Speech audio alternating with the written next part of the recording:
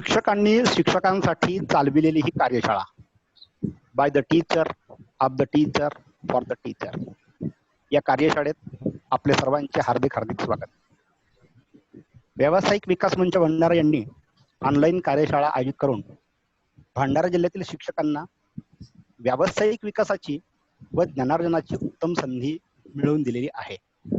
हे 8वे सत्र आहे आणि माझ्या माहितीप्रमाणे राज्यस्तरावरचा विक्रम अडसूड यांचा जर एक फेसबुक ग्रुप सोडला तर मात्र हा एक आगळा वेगळा प्रयोग घरत सरांनी या ठिकाणी आयोजित केलेला आहे. सध्या शाळा बंद असल्याने मुलांच्या शिक्षणात खंड पडू नये यासाठी वर्तमान स्थितीत शालेय शिक्षण आणि शाळा व्यवस्थापन समितीची भूमिका या विषयावर मुबारक सय्यद सर आज आपल्याला मार्गदर्शन करणार आहेत.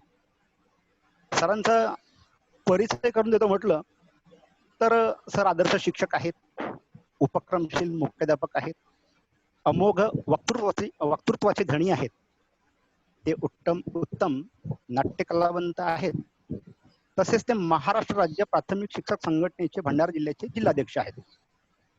त्याचप्रमाणे राज्याचे शैक्षणिक धोरण निश्चित करण्यासाठी महाराष्ट्र शासनाने ज्या 40 सदस्यांची निवड केली त्या 40 सदस्यांपैकी मुबारक सय्यद सर एक आहेत.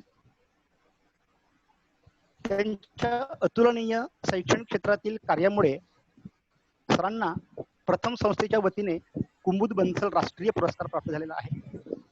महाराष्ट्रातील पहिले अटल आदर्श शिक्षक पुरस्कार सुद्धा सरांना प्राप्त झालेला आहे. कविवर्य निर्मल कुमार पनकुले सामाजिक कार्यकर्ता पुरस्कार सोलापूर या ठिकाणी त्यांना प्रदान करण्यात आलेला आहे. धनंजय थोरात स्मृती आदर्श शिक्षक पुरस्कार हा पुरस्कार पुणे येथे त्यांना प्रदान करण्यात आलेला आहे. शिक्षण मोती पुरस्कार हा मुंबईला सरांना प्रदान करण्यात आला.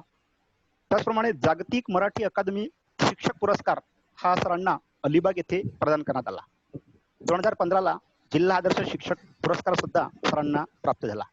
आणि मागील 2 वर्षापूर्वी नागपूर येथे जे हिवाळी अधिवेशन भरलेलं होतं त्यावेळी मुख्यमंत्री देवेंद्रजी फडणवीस यांच्या हस्ते सरांचा सत्कार करण्यात आला होता. त्याशिवाय त्यांना विविध सामाजिक शालेय संस्था यांच्यातर्फे पुरस्कार प्रदान करण्यात आलेले आहेत. सर ज्या जिल्हा परिषद खराशी प्राथमिक शाळेमध्ये कार्यरत आहेत मुख्याध्यापक म्हणून त्या शाळेची महती फक्त भंडारा जिल्ह्यात नाही तर आपल्या महाराष्ट्रात आहे, त्याशिवाय इतर राज्यातही आहे आणि सर्वात महत्वाचं म्हणजे विदेशात सुद्धा आहे. आणि या अनुषंगानेच त्यांच्या शाळेला आतापर्यंत जिल्ह्यातूनच नव्हे आपल्या राज्यातूनच नव्हे इतर राज्यातून आणि विदेशातील सुद्धा काही शैक्षणिक आणि विविध क्षेत्रातील सुमारे 2 लाख अभ्यासकांनी भेट दिलेली आहे. त्यांची जी शाळा आहे ही जिल्ह्यातील पहिली सेमी इंग्रजी माध्यम सुरू करणारी ही पहिली शाळा आहे. त्याचप्रमाणे डिजिटल अध्यापन पद्धतीचा वापर सुद्धा करणारी त्यांची ती पहिली शाळा. गुणवत्ता विकासाचा जो कार्यक्रम 2011ला घेण्यात आलेला होता तर नागपूर विभागामध्ये सरांची शाळा ही अव्वल आली होती. स्वच्छ शाळा अभियानामध्ये जिल्ह्यामध्ये या शाळेला 50,000 रुपयाचा पुरस्कार प्रथम पुरस्कार मिळालेला आहे.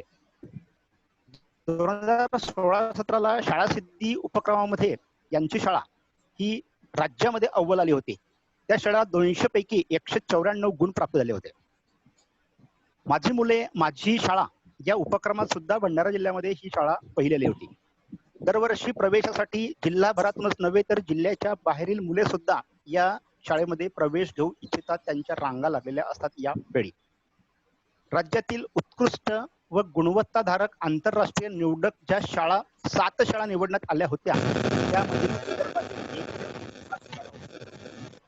हे बहु आयाती शाळा आहे आणि या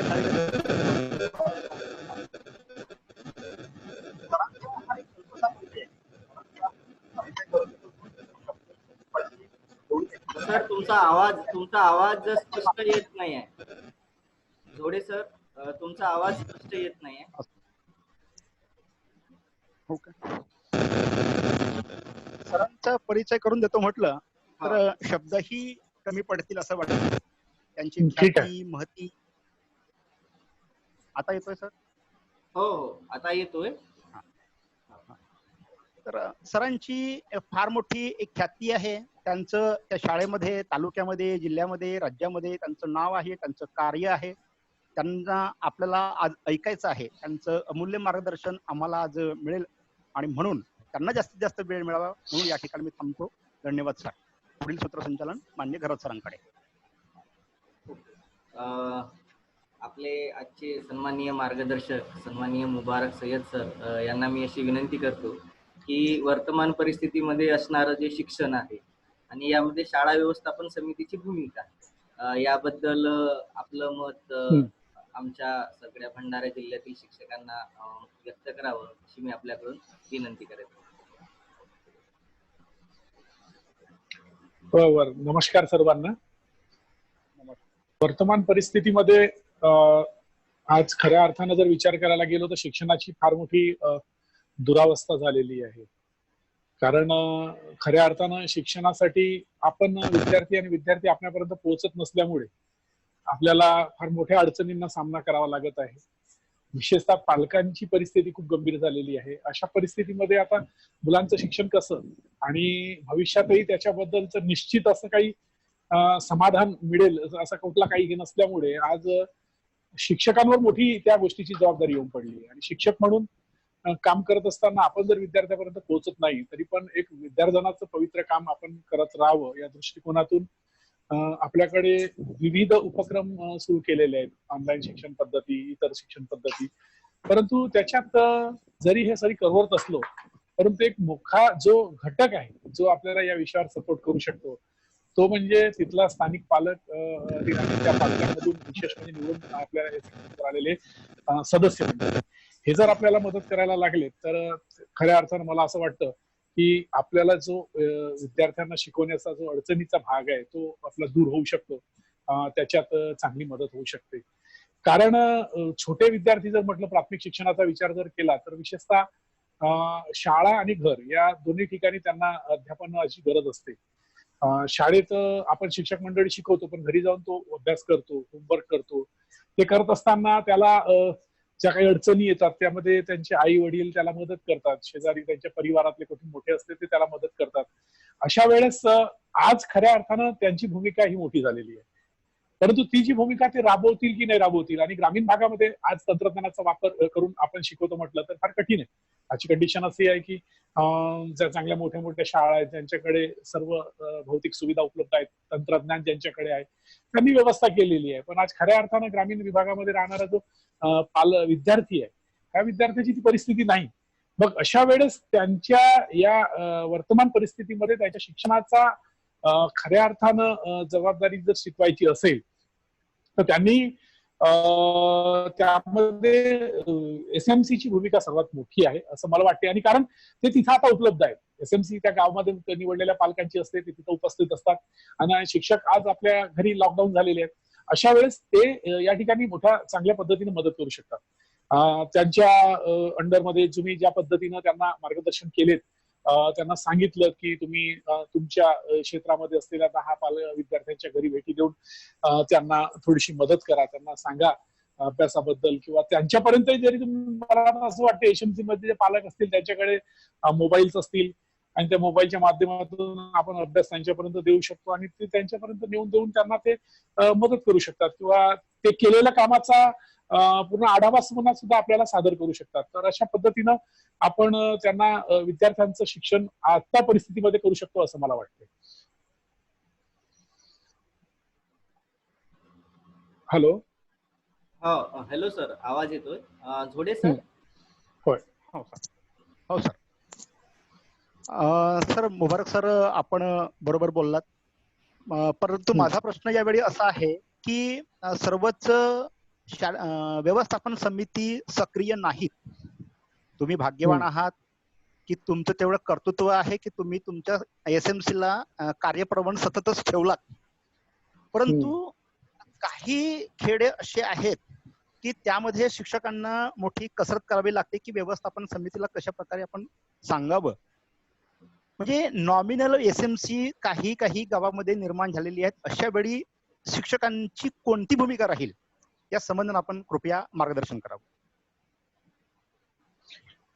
हा जो विषय आहे शाळा व्यवस्थापन समितीचा, जेव्हापासून आधी ग्राम शिक्षण समिती असायच्या त्याच्यानंतर शाळा व्यवस्थापन समिती हा पर्याय शासनानं सुरू केला शिक्षणामध्ये आमूलाग्र बदल करत असताना. कारण प्राथमिक शिक्षण जर म्हटलं तर तो समाजाभूमिक असतो आणि त्यावेळेस त्या ठिकाणचे जे महत्वाचे घटक आहेत, जे संपूर्ण गाव तरी तुम्हाला सहकार्य जर करत नसेल पण त्यांच्यामध्ये विशेषतः शैक्षणिक दृष्ट्या नेतृत्व करणारे लोक किंवा काही असे पालक की जे सुशिक्षित आहेत, त्यांना शिक्षणाची आवड आहे, त्या प्रवाहात येऊन खऱ्या अर्थाने शिक्षकांना मदत करतील हा उद्देश होता. पण झोडे सरांनी हा प्रश्न टाकला की बऱ्याचशा गावांमध्ये अशा प्रकारचा सहकार्याची भावना दिसून पडत नाही. आता या विषयावर आपण जर गेलो तर आपल्याला वेळ पण पुरणार नाही आणि त्याचे बरेचसे दुवे पण आहेत, बरेचसे मुद्दे पण आहेत त्याच्यातले असे की त्याच्यामुळे असं चित्र दिसतो. पण आपण जर असा विचार केला, सर्वात आधी तर आपण त्या गोष्टीचा विचार करायला पाहिजे की अशी परिस्थिती काय येते, त्याच्यामधलं कारण कोणतं. बऱ्याचशा ठिकाणी आपण असं म्हणतो की काही काही ठिकाणी एसएमसीची जेव्हा निवड होते तेव्हा मोठ्या प्रमाणात राजकारण केलं जातो आणि त्या राजकारणामध्ये जे विजयी होतात आणि जे पराजित होतात, ते पराजित झालेले अपयश ज्यांना मिळालं ते लोक मग टार्गेट त्या शाळेला किंवा त्या शाळेतल्या मुख्याध्यापकाला किंवा शिक्षकांना बनवतात आणि त्याचे पडसाद ते वर्ष 2 वर्ष चालत असतात आणि त्याच्यामुळे अशा वेळेस ते सहकार्य करतील अशी भूमिकाच नसते. हा जो विषय आहे की महत्वाचं म्हणजे विद्यार्थीच्या शिक्षण हा महत्वाचा विषय. आता त्याच्यामध्ये आपण जर आळेपेचे आणण्याचा प्रयत्न जरी त्या एसएमसी मध्ये मंडळी काही करत असतील तर ते पुढे आले पाहिजे, जेणेकरून याची मोठी भूमिका तर शिक्षकाचीच असायला पाहिजे, मुख्याध्यापकांचीच असायला पाहिजे की आपण काय पेरतो, आपण काय देतो, आपण काय दाखवतो, हा दिशा प्रवाह जर त्यांच्यापर्यंत गेला ना तर मला असं वाटून जातंय की तो जो घटक आहे तो सहकार्य करू लागेल. आणि जोपर्यंत तो सहकार्य करत नाही आपण मोठ्या मोठ्या अपेक्षा करू शकत नाही. आणि या विषयाच्या आता जो चर्चा सुरू आहे या विषयाची अपेक्षा आपण कधी करू शकत नाही की ते सहकार्य जर करत नसतील तर शिक्षकांना अडचण येणार आहे. मला काय म्हणायचंय, माझ्या एक शाळेत असं भेटीमध्ये अनेक एसएमसी वगैरे येतात. एक अनुभव मला मागच्या 3-4 महिन्यापूर्वीच आला, एक मोठा अनुभव आला. एक मी त्याचं नाव नाही सांगणार गावाचं, दुसऱ्या जिल्ह्याची शाळा आहे ती. एसएमसीची मंडळी घेऊन ते शिक्षक मंडळी सर्व आले आणि ते सर्व शाळा माझी पाहून झाल्यानंतर कुठल्या तरी एका विषयावर आमच्या इथं होते, आमच्याकडे का नाही होत म्हणून त्यांचे मतभेद झाले आणि त्या मतभेदाचं पर्यावसन असं झालं की शेवटी इतका वाद झाला मुख्याध्यापक, शिक्षक आणि समितीमध्ये की मला शेवटी मध पडून ते सोडावं लागलं. तेव्हा माझ्या लक्षात आलं की कुठंतरी ताळमेळ जुळत नाहीये, कुठंतरी विचारांची हे जुळत नाहीये. हे जुळवण्यासाठी खऱ्या अर्थानं आपल्याला एक शिक्षक म्हणून एक मोठी भूमिका राबवायची आहे. आपण जेव्हा आपण ज्ञानार्जनाचं काम करतोय, पवित्र काम करतो, ज्याच्यामुळे माणसाला माणूस बनवता येतं, अशा शिक्षणाला आपण जेव्हा द्यायला जातो तेव्हा त्या ठिकाणी त्याला तशा पद्धतीनं आपल्याला करावं लागेल. फक्त माझी शाळा आणि शाळेमध्ये मला शिकवायचंय आणि फक्त माझं काम करून मला निघून जायचं हे होणार नाही. आपल्याला त्यांच्यापर्यंत जावं लागेल, त्या समाजात मिसळावं लागेल, त्यांना शाळांची भूमिका त्यांच्यापूर्वी मांडावी लागेल आणि ते मांडल्यानंतर कुठेतरी तुम्हाला, मला विश्वास आहे 100% तुम्हाला सहकार्य मिळणार नाही, कारण मी त्याचा भोगता आहे. मी त्या गोष्टी शिकलेलो आहो. माझ्या 2 टप्प्यात नोकऱ्या झाल्या. पहिल्या टप्प्याची माझी जिथं नोकरी होती तिथं हा प्रकार होता. तिथं एसएमसी नव्हती, ग्राम शिक्षण समिती होती त्यावेळेस, ती सहकार्याची नव्हती. तिथं असलेले 1-2 घटक हे खूपच म्हणजे मला त्रासदायक ठरायची आणि त्याच्यामुळे माझं खूप नुकसान झालं. नुकसान माझंच नाही झालं, मुलांचं झालं, शाळेचं झालं. आज त्याच गावातले लोक जेव्हा कळलं हे शाळा खराशीतलं हे सर्व झाल्यानंतर तर ते आता स्वतःला पश्चाताप करतात. त्यांना ते कळायला चुकलं की नाही, हे असं व्हायला नव्हतं पाहिजे होतं किंवा असं जर आम्ही सहकार्य त्यावेळेस केलं असतं तर ती खराशी आमच्याच गावी बनली असती, आम्हाला आमच्या गावचं नाव झालं असतं, शाळेत चांगलं शिक्षण आमच्या सरकारी शाळेमध्ये आमच्या गावातच मिळालं असतं. ही भूमिका त्यांना उशिरा कळली. तर म्हणून मला जो अनुभव आहे दोन्ही गोष्टींचा की कुठल्या तरी यांच्या चुकीच्या हस्तक्षेपामुळे किंवा आपण काही जेव्हा देतो त्यांना त्याच्यामध्ये कुठेतरी कमतरता असते, या गोष्टींमुळे होतं. म्हणून बाइंडिंग असणं आवश्यक आहे. समाजाभूमिक एक भूमिका शिक्षकाची असणं आवश्यक आहे. मी काय चांगलं देतोय आणि हे कर्तव्य माझं असलं तरी तुमची गरज आहे, तुम्हाला शिक्षणातून तुमच्या मुलांना, तुमच्या मुलांचं आयुष्य त्यांना जीवन घडवायचं आहे, अशा या प्रवाहामध्ये तुमची पण भूमिका मोलाची आहे हे तुम्हाला देणं. कारण पारंपरिक जी एक शिक्षणाबद्दलची जी एक समज आहे ग्रामीण भागातली, ते डिपेंड अपॉन स्कूल असतात. ते शाळेबद्दल फक्त शाळेत मुलगा गेला, शिकला, आला एवढी त्यांची भूमिका असते. पण अदर दॅन जे घटक असतात ज्यांच्यात त्यांची गरज असते तिथे ते इन्व्हॉल्व्ह व्हायला पाहत नाही. मग ते जेव्हा इन्व्हॉल्व्ह व्हायला पाहत नाही किंवा त्यांना असं वाटते त्रासदायक आहे, इथं कोण पडणार, तेव्हा आपल्याला आपली भूमिका अशी बनवावी लागेल की ते आकर्षित झाले पाहिजे. आणि आपण आकर्षित करण्यासाठी हमको चमकना पडेगा आणि चमकण्यासाठी आपल्याला काहीतरी आपल्या माध्यमातून, आपल्या विद्यार्थ्यांच्या माध्यमातून, गुणवत्तेच्या माध्यमातून त्यांच्यापर्यंत गेलं तर नाही 100% आले, 20%, 10%, 15%, 20 लोकांनीही जरी सहकार्याची भूमिका सुरू केली तर तो वाटा वाढतच जातो. पण आज जो प्रश्न होता तुमचा की ज्या गावामध्ये अशा पद्धतीने सहकार्य मिळत नाही, तर तिथं तुम्ही मग पालकांपर्यंत शिरावं लागेल तुम्हाला, कारण त्याला गरज आहे आज. ठीक आहे, एसएमसी मध्ये जो सदस्य असतो तोही पालकच असतो, परंतु त्याला आपण एका भूमिकेतून थोडासा बाजूला काढू. सध्या की तो पदावर आहे म्हणून त्याची जबाबदारी आहे, त्याने करायला पाहिजे. या भूमिकेतून जर पालकही विचार करायला लागले, तेही म्हणतील नाही, मग एसएमसी मध्ये त्यांना निवडून दिलं ना, त्यांनी हे काम करायला पाहिजे. असं जर होत नसेल तर मग तुम्ही पालकांपर्यंत जा, त्यांची समज घ्याला. आणि काही असतात, काही चांगले पण लोक असतात. मी तर पाहिलं आता काही ठिकाणी एकदम ते झाडगाव शाळा आमच्या आचार्य सरांची, तिथला तरुण वर्ग सुद्धा त्यांना या ऑनलाईन अध्यापन पद्धतीमध्ये मदत करायला लागलाय. ते आपल्या व्हॉट्सअपमध्ये अभ्यास घेऊन त्या पोरांपर्यंत पोहोचवण्याचा, आदान प्रदान करण्याची मदत ते करायला लागलेले. तर ती त्या शिक्षकाची कला म्हणावी लागेल, कारण तिथले जो पालक आहे एकदमच गरीब आहे, जंगलात गाव आहे. अशा ठिकाणीही त्यांनी तो प्रयोग करण्याचा प्रयत्न केला आणि तो यशस्वी झाला. माझ्याशी रोज त्यांची चर्चा होत राहते मध्ये बऱ्याचशा अभ्यासाचा आम्ही एकमेकाला हे जेव्हा करतो. ठीक आहे, आज माझ्या खराशीला नावलौकिक मिळालं, त्या गावाचा गौरव होतो, पालकांमध्ये एक आत्मविश्वास निर्माण झाला, आत्मसन्मानानं ते आपल्या शाळेकडे पाहतात. त्याच्यामुळे आमच्या शिक्षकांच्या प्रत्येक भूमिकेला ते सहकार्य करण्याचा प्रयत्न करतात. एका बाजूला ते असू द्या, परंतु त्याच्या पलीकडे मी जे अनेक असे उदाहरणं आहेत. आता ज्या गावी मी जुना होतो त्याही गावी आता जर नवीन सर गेले, मासुरकर सर गेलेले आहेत, त्यांनी सुद्धा त्याच गावामध्ये आता एक नवीन भूमिकातून आपले एक चित्र मांडला आणि जे लोक पश्चाताप करत होते ते आज कुठला तरी एक चांगला माणूस काम करायला लागला, त्याच्या पाठीशी यायला लागले. म्हणजे मला म्हणायचा अर्थ असा आहे की जिथं नसतं, चुकीचं असतं, तिथं जर चांगलं करण्यासाठी आपण एक त्रास होईल, अडचण होतील आपल्याला, परंतु त्याची मदत मिळेल. आता वेळ नाहीये, आता प्रत्येकाला गरज आहे. आता आपण लॉकडाऊन मध्ये असलेल्या नियमाचं पालन करत असताना प्रत्येक गोष्ट ऑनलाईन करण्याचा आता प्रयत्न करतच आहोत. वस्तू घेण्यासाठी ऑनलाईन आता पर्यायाशिवाय दुसरा पर्याय राहिलेला नाही. बाहेर जे म्हणजे डेंजर झोन आहेत, रेड झोन आहेत, हे काय ते आहेत, अशा ठिकाणी तर आज कशी कंडिशन झालेली आहे टोटली डिपेंड. मग शिक्षणासारख्या या कार्यामध्ये ज्याच्याशिवाय पोरांचं भविष्य घडू शकत नाही, त्यांना गॅप जर पडली आणि या पडलेल्या गॅपचा जर भविष्यामध्ये त्यांचं नुकसान होत असेल, त्याचा विचार जर पालकांनी केला तर खरं. आणि आज मला विश्वास आहे, आपण जरी म्हणतो एका बाजूला की ग्रामीण भागात मोबाईल्स नाहीयेत, तंत्रज्ञानाची व्यवस्था नाही, पण हे चुकीचं मला वाटते. कारण बऱ्याचशा ठिकाणी हा अँड्रॉइड मोबाईल पोहोचलेला आहे. त्याच्या घरी जरी नसेल, शेजारी असेल, त्याच्या कुठल्या काका काकूंकडे किंवा कोणाकडे तरी असेल, त्याचा कुठेतरी टिपून त्यांची मदत आपण 1 तास सकाळून 2 तास सायंकाळून जरी घेतली तर आपण त्यांना बराच काही देऊ शकतो. आमच्या इथं जे उपक्रम आम्ही सुरू केले त्याचा बराचसा फायदा मला व्हायला लागला. म्हणजे 90 ते 95% मुलं आज कॉन्टॅक्ट मध्ये आहेत आमच्या. आणि ते मी एक गोष्ट पाहिली, होमवर्क करताना हेडसांड किंवा टाळाटाळ किंवा टंगळमंगळ ते त्या काळात करायचे शाळा सुरू असताना, पण आता मात्र तंत्रज्ञानाच्या माध्यमातून ऑनलाईन माझ्यासाठी होमवर्क येतो, मग मी पाठवलेला चेक होतो, मग मला ओके येतं, मला स्टार येतं, मला थम्सअप येतं. या भूमिकेतून पोरं म्हणजे हेडसावून टाकतात आणि पालक सुद्धा नाराज होत नाहीत, कारण घरी असतात दिवसभर, त्यांनाही असं वाटतं की नाही चला आपण मदत करायला पाहिजे, चांगली गोष्ट आहे. आणि सर्वात मोठा फायदा मी तुम्हाला सांगतो की हा जो अभ्यास आहे ना, आई वडिलांपर्यंत जाऊन राहिला. काय करायचं असतं माझ्या पोराला, कोणत्या विषयाला कसं घ्यायचं असतं, कोणत्या विषयात काय भूमिका सर मांडतात, त्याच्यात याला काय करायला पाहिजे, आणि अक्षर कशी टाळायला पाहिजे, यांनी काल लिहून पाठवलं ते अक्षर सरांनी चांगले नाही म्हटले, त्याच्यात सुधारणा पाहिजे, कोणत्याच वेळीत लिहायची, तीच वेळी आणून द्यायची. या पर्यायाने या भूमिकेत वाढ झाली. आणि भविष्यात जेव्हा शाळा सुरू होतील तेव्हा ह्या 3-4 महिन्यामध्ये जो पालकांनी ऑनलाईन लॉकडाऊनच्या काळात सहकार्य केला त्याचा लाभ मला वाटते विद्यार्थ्यांना मिळेल. पण एसएमसीच्या भूमिकेला मात्र प्रबळ व्हावं लागेल, त्यांच्यापर्यंत शिक्षकाला स्वतः पोहोचावं लागेल, त्यांच्याशी चांगलं बोलावं लागेल. आणि तुम्ही त्या पदावर आलात तेव्हा तुमचं एक मोठं कर्तव्य आहे हे त्यांना द्यावं लागेल. कसं असतं, एखाद्याला कर्तव्याची जाणीव करून दिली तर तो माणूस करतो, परंतु जर त्याला कर्तव्य, बऱ्याचशा ठिकाणी असं आहे, आता मी जे चित्र पाहिलं ते डोळ्यातून स्पष्ट बोलतो, कधी कधी काही ठिकाणी त्यांना दूरच ठेवलं जातं, त्यांचं फक्त काही ठिकाणी उपयोग केला जातो, काही ठिकाणी काही लोक जास्त लुडबुड करतात. हे पर्यायानं हे जुन्या कुठल्या तरी आपल्या चुकांचं किंवा आपण न केलेल्या गोष्टीचं पर्यावसन आहे, त्याचे मग हे चित्र असे आपल्याला पाहायला मिळतात असं मला वाटतं.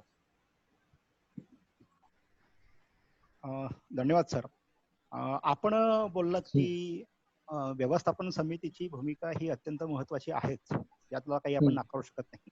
एवढ्या काही शाळा नावाजलेल्या आहेत, महाराष्ट्रातील असो की महाराष्ट्राच्या बाहेरील असो, त्या नुसत्या शिक्षकांच्या भरोशावर नावाजलेल्या नक्कीच नाही. तो कितीही शिक्षक कार्यप्रवण कृतीप्रवण असो, म्हणजे पालकांचा, त्या गावकऱ्यांचा, त्या एसएमसीचा सक्रिय सहभाग असणं आवश्यक आहे.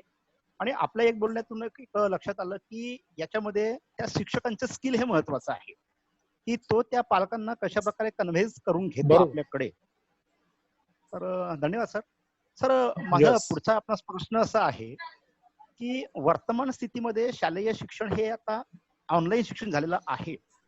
कालच एक रायपूरहून एक बातमीपत्र वाचण्यात आलं की विद्यार्थ्यांच्या डोळ्यांना या ऑनलाईन म्हणजे जे काही कार्य करतात त्यामुळे डोळ्यांना इजा होत आहे, त्यांच्या डोळ्यातनं पाणी बाहेर येत आहे आणि अशा वेळी विद्यार्थी ह्या डॉक्टरांकडे जाण्याचं प्रमाण हे वाढलेलं आहे. तर अशा वेळामध्ये आपण या विद्यार्थ्यांना तेवढं वेगवेगळ्या प्रकारच्या टेस्ट म्हणा किंवा वेगवेगळ्या प्रकारचे व्हिडिओज असतील, मग ते आपल्या महाराष्ट्र शासनाने तयार केले असोत की दीक्षा ॲप असो किंवा तुमच्या आमच्यासारख्या शिक्षकांनी तयार केलं असोत, म्हणजे विद्यार्थ्यांना त्या बालवयातील विद्यार्थ्यांना किती वेळ आपण गुंतवून ठेवावं या संबंधानं आपण आपलं मत व्यक्त करावं. मला असं वाटतं ते जे बातमी प्रकाशित केली किंवा ज्यांनी लिहिली त्याला एक प्रश्न विचारावा असं वाटतं, परंतु कदाचित ते शक्य होणार नाही. मुलांना जर ऑनलाईन पद्धतीच्या शिक्षणातून मोबाईलच्या बाजूला असाल म्हणजे मुलं मोबाईल पाहणार नाहीत का, नाही पाहत का, हा प्रश्न एक थोडासा वाटून जातो. मी तर म्हणतो या ऑनलाईनच्या पद्धतीमुळे त्या मोबाईलचा सदुपयोग व्हायला लागला, म्हणजे ठीक डोळे तर त्यांचे तसे खराब होतात, घरी आहेत टाइमपास करत आहेत, काही फावला वेळ जात नाहीये, मग करायचं का. हे शाळा सुरू असण्याच्या काळामध्ये पालकांच्या कंप्लेंट असतात, पोरं मोबाईल खूप पाहतात. आता तर सुट्ट्या आहेत, आता तर काम नाहीये, बाहेर जाता येत नाही, ऊन आहे, वरून लॉकडाऊन मध्ये बाहेर जास्त खेळता येत नाही, मिसळता येत नाही ग्रुपमध्ये पोरांमध्ये. अशा वेळेस तो घरी असलेला पोरगा मग काय करणार आहे, तो तुमचा मोबाईलच वापरणार आहे. मग त्यावेळेस मात्र असा प्रश्न कधी झाला नाही मोबाईलचे डोळे मुलांचे खराब होतात किंवा हा प्रश्न काही मला असं वाटत नाही. दुसरी गोष्ट, ही गोष्ट मला मान्य आहे की एकदम अति प्रमाणामध्ये जर ते मोबाईल पुढे राहतील तर त्याचे दुष्परिणाम हे दिसतीलच.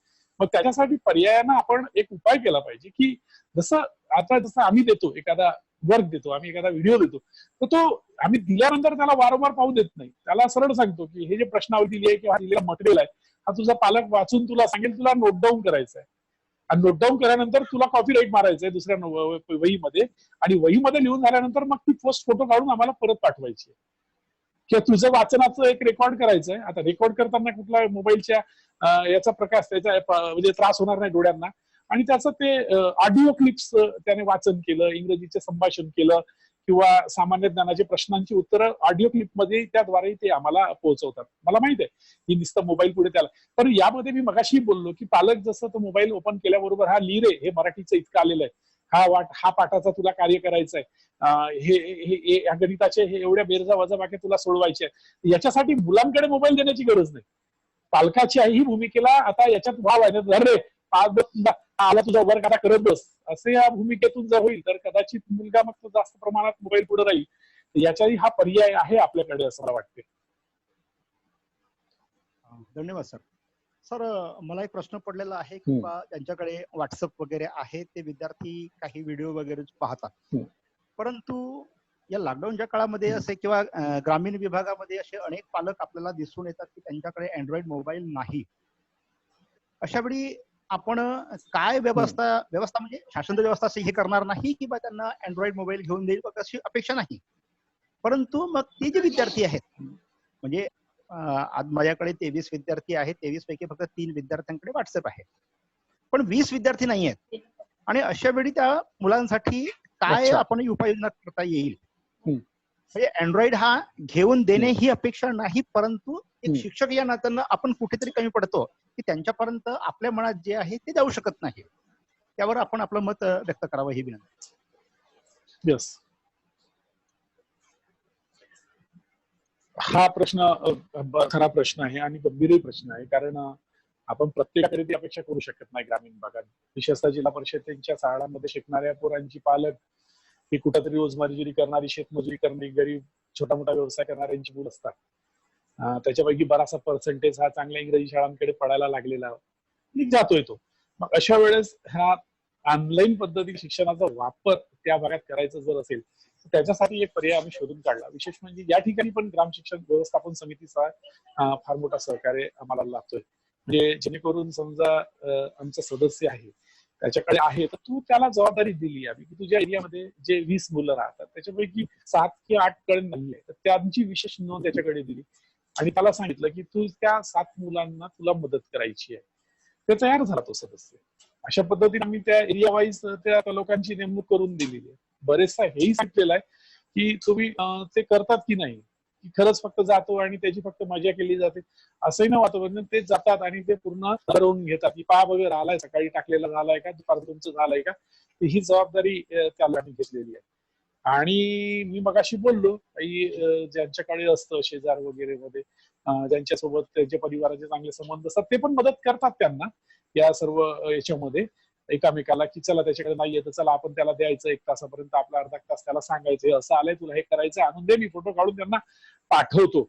या भूमिकेतून जवळपास आम्ही 100% पोरं कव्हर केले आहेत कारण ऑलरेडी 90% कडे आहे 5% आम्हाला प्रश्न होता. बाकी ठिकाणचं चित्र उलटा असेल की 10-25% 30-40% कडे असेल 60 कडे नसेल 50 कडे नसेल तर या 50 लोकांची व्यवस्था स्वीकारायची कारण आज समाजामध्ये ज्या पद्धतीचा आज या कोरोनामुळे चित्र निर्माण झालंय सहकार्याशिवाय आपण कुठल्याही क्षेत्रामध्ये पुढे जाऊ शकत नाही करायचंच आहे. आणि शिक्षणासारख्या पवित्र क्षेत्रामध्ये एखाद्या विलांचं जर भविष्य त्याच्यामध्ये अडचणीत असेल तर त्याच्यामध्ये एखादा मदत करत असेल तर चांगली सहकार्याची भावना आणि ती झाली पाहिजे. आणि यासाठी शिक्षणाने पण त्याच्याशी पर्सनल बोलून मग समिती सदस्य असो किंवा त्याच्या शेजारमध्ये असलेला एखादा दुसरा ज्याच्याकडे मुलं नसतील ठीक आहे शिकत नाही त्या शाळेमध्ये पण तो मदत करतो. मी पाहिलं गावामध्ये की चला बाय आपल्या बोलल्यात आहेत पोरं हे 2-4 गरिबांचे यांचं सरांचा माझा नंबर मी त्यांना देतो माझ्या नंबरवर येईल आणि ते त्यांच्या पद्धतीने करतील. हा एक पर्याय आपण शोधून काढता येतो. पण ही आज अडचण आली म्हणून ह्या गोष्टी पुढे येत आहेत परंतु कदाचित मला आमच्या शाळेमध्ये उपक्रमाच्या माध्यमातून ही रेलचेल आम्ही 7-8 वर्षापासून सुरू केली ना त्याचा फायदा आम्हाला झाला. आम्ही बँकेमध्ये विद्यार्थी बँकेमध्ये पोरं गोळा पैसे भरायला लागली पोरांना खाऊचे पालकांना काही इकडचे आणि ते जमा करून अँड्रॉइड घ्यायला लावले. म्हणजे 40% पालकांची अँड्रॉइड मोबाईल्स ही शाळेच्या या उपक्रमाच्या माध्यमातून झालेली आहे. त्याचा फायदा आज होत आहे याचा मला म्हणजे आनंद आहे. धन्यवाद सर. सर भाऊ चास्कर या सरांचं एक लेख वाचण्यात आला की शिक्षकांना किती वेठीस धरणार. आज शिक्षक हे सगळं ऑनलाईन धडे द्यायचा प्रयत्न करतो या संबंधानेही काही विपरीत मतप्रवाह दिसून आले की भविष्यामध्ये आपणही असंच समजा करत राहिलो तर कदाचित शासनाला हेच अपेक्षित असेल आणि त्याचा परिणाम शिक्षकांच्या एकंदर संख्येवर होईल. म्हणजे शिक्षक संख्या ही शासन कमी करेल की काय असाही एक मतप्रवाह व्हॉट्सअपच्या वेगवेगळ्या लेखांमध्ये वाचण्यात आला. भाऊ चास्कर सरांचं म्हणणं होतं की बा किती शिक्षकांना वेठी धरणार आता कारण हा ऑनलाईन बघतो त्यानंतर कोविडच्या संबंधानं जे काही क्वारंटाईन वगैरे वगैरे त्या ठिकाणी सुद्धा तो आपली ड्युटी बजावतो. तर या संबंधानेही आपण आपलं मत व्यक्त करा.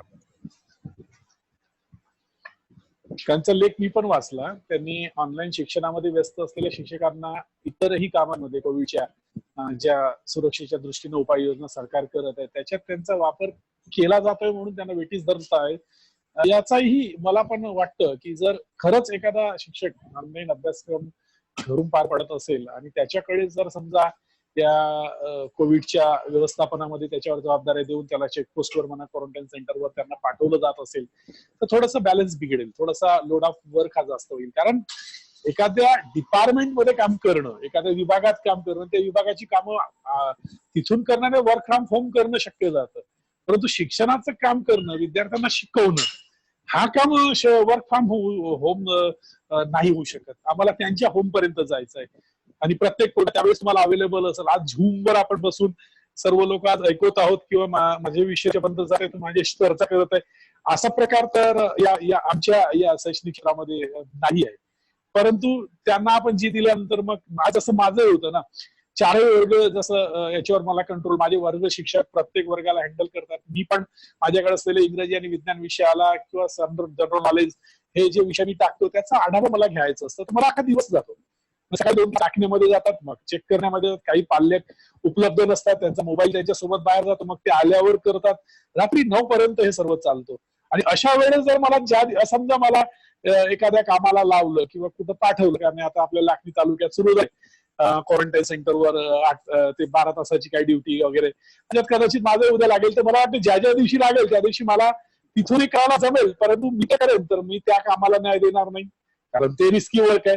मग अशा वेळेस ते थांबेल असं मला वाटतं. आणि राहिला प्रश्न ऑनलाईनचा धसका किंवा ऑनलाईन कामानं जर सरकारचं एज्युकेशन सफल होत असेल ऑनलाईन सफल होऊन नाही राहिलाय. ही एक थोडा वेळ म्हणजे जसं आता कोरोना बिमारी झाली त्याच्यावर जी लस नाही निघाली म्हणून आता सध्या मलेरियाच्या हिवतापाच्या गोळ्यावर आपण चालवून राहिलोय हा तसाच प्रकार आहे की आता आपल्याकडे पर्याय काही नसल्यामुळे आपण ऑनलाईन कडे वळलो, कारण त्याच्यानंतर दुसरा कोणता पर्याय सांगा बरं.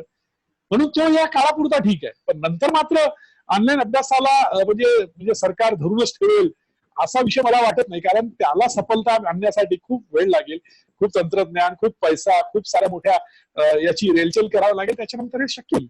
आणि त्यावेळेस मात्र असं केलं जाईल त्याला विरोध पण होईल ना. भाऊसाहेब आचकरांचं म्हणणं बरोबर आहे की कदाचित त्या दृष्टीतून, परंतु एखादं चांगलं काम एखाद्यानं केलं म्हणून त्याच्यासाठी त्याला पुन्हा लटकवायचं अशी भूमिका शासन जर करेल तर तो मलाही मान्य नसणार.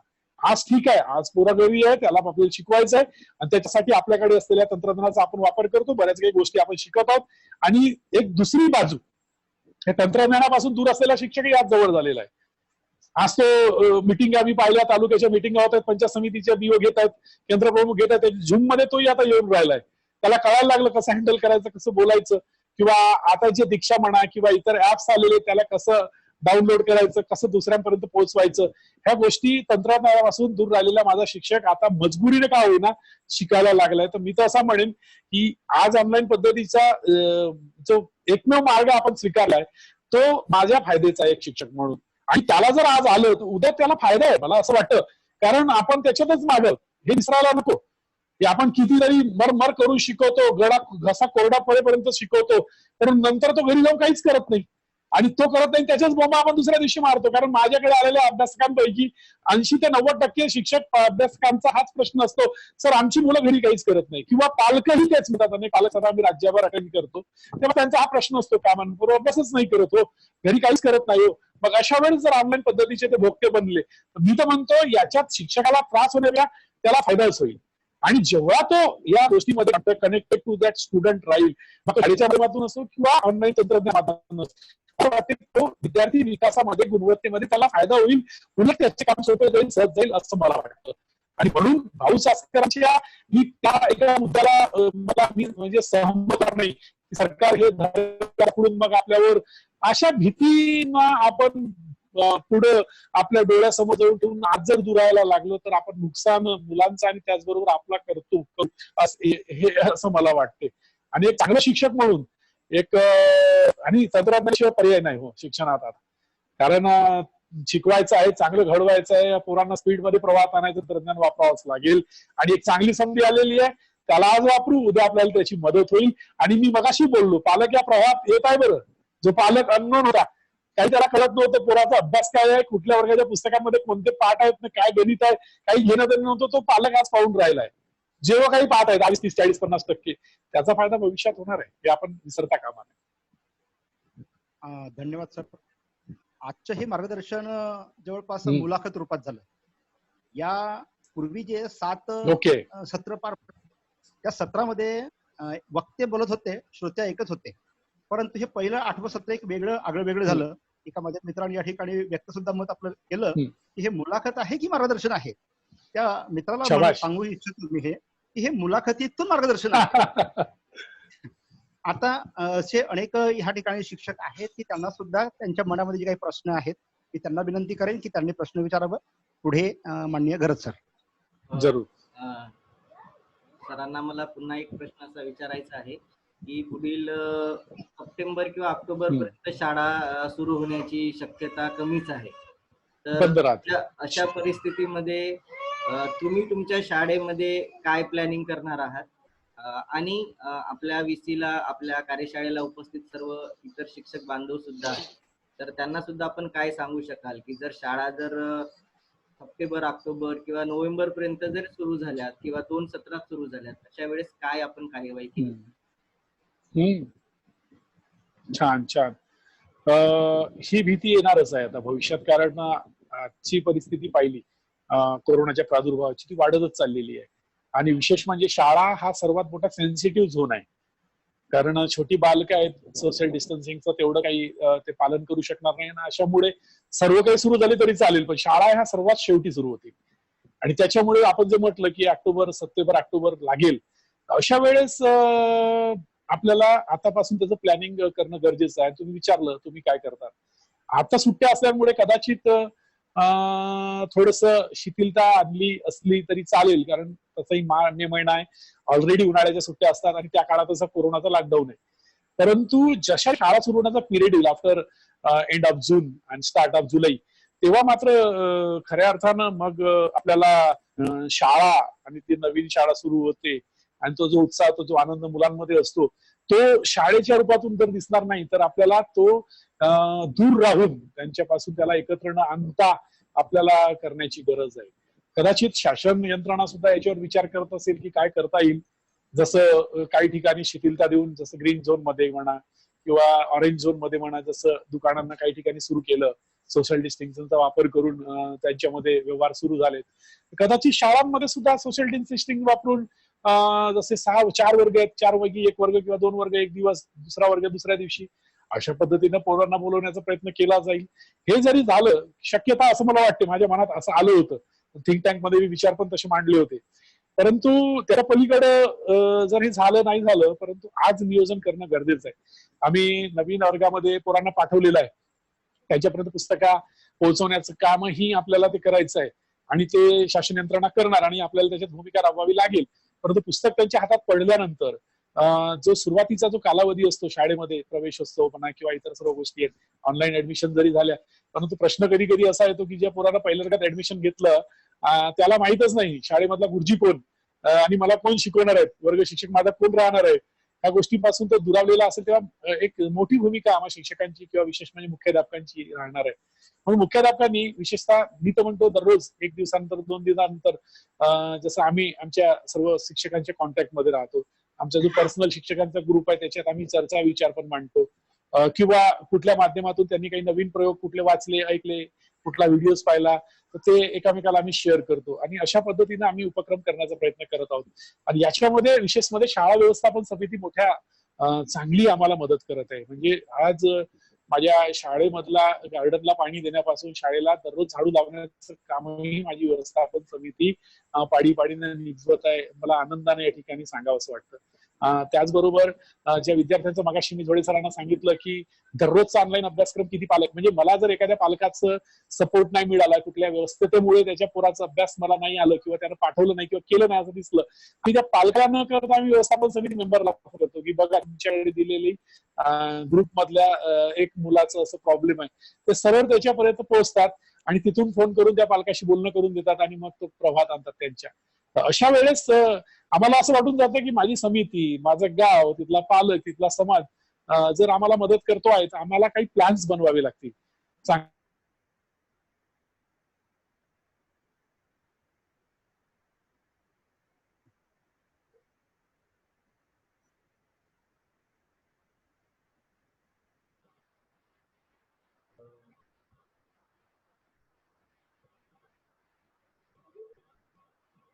हॅलो झोडे सर,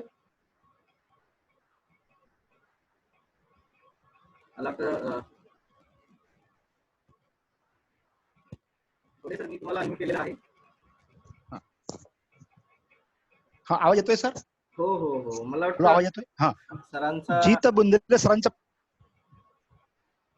बुंदेले सरांचा प्रश्न होता हो की बा आपण आपली शाळा अगदी उच्च कोटीला नेण्यासाठी कोणते प्रयत्न केला, त्याबद्दल आपण सांगावं, असं जीत बुंदेले सरांचा प्रश्न होता.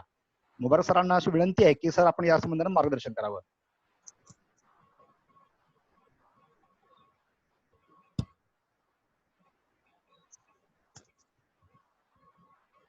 आवाज येतोय सर?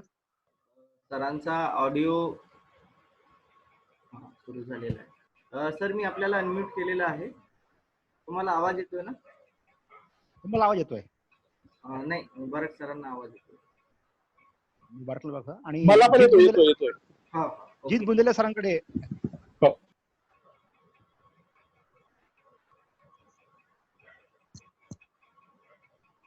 हा सर, आवाज येतोय सरांना. जीत बुंदेले सरांचा एक प्रश्न असा आहे की पालक समर्थनचा आलेला सर्वोत्कृष्ट अनुभव कोणता आहे, तो तुम्हाला सांगता येईल का? बघा, शाळा विकास ज्या ज्यांनी केलंय, माझा आवाज येतोय ना? हो हो, आवाज येतोय. हो, येतोय. महाराष्ट्रातल्या जितक्याही नामांकित शाळा आहेत आणि विशेष म्हणजे आता ज्या 7 शाळा निवडल्या गेल्या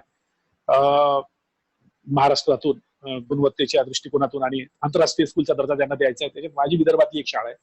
आमच्या 2 मिटिंग्स झाल्या मंत्रालयात, शिक्षण मंत्र्यांनी घेतल्या. त्यावेळेस त्या 7ही शाळांच्या आमच्या ज्या चर्चा झाल्या तिथल्या, तर त्याच्यातून एक निदर्शनास आलं की फार उच्च कोटीचा समर्थन आहे त्या पालकांचं, शाळा व्यवस्थापन समित्यांचं. वाबडेवाडीचं उदाहरण आहे, त्याच्या ठिकाणी जेवढ्या शिक्षक किंवा मुख्याध्यापक आत्मविश्वासाने शाळेबद्दल माहिती देत नाही, त्याच्यापेक्षा जास्त आत्मविश्वासाने किंवा कॉन्फिडन्सनं तिथले जे वाबडे म्हणून जे अध्यक्ष आहेत शाळा व्यवस्था,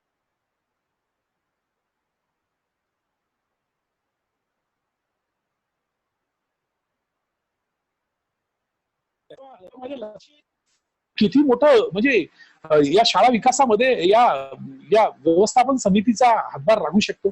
आणि माझ्याही या उत्कर्षामध्ये बुद्धले सरांचा जो प्रश्न होता की तुम्ही काय केलं, की सर्वात आधी त्यांना विश्वासात घेताना एक गोष्ट लक्षात ठेवली प्रामुख्यानं, की ते जर पुढे असले ना तर एक हिंमत असते.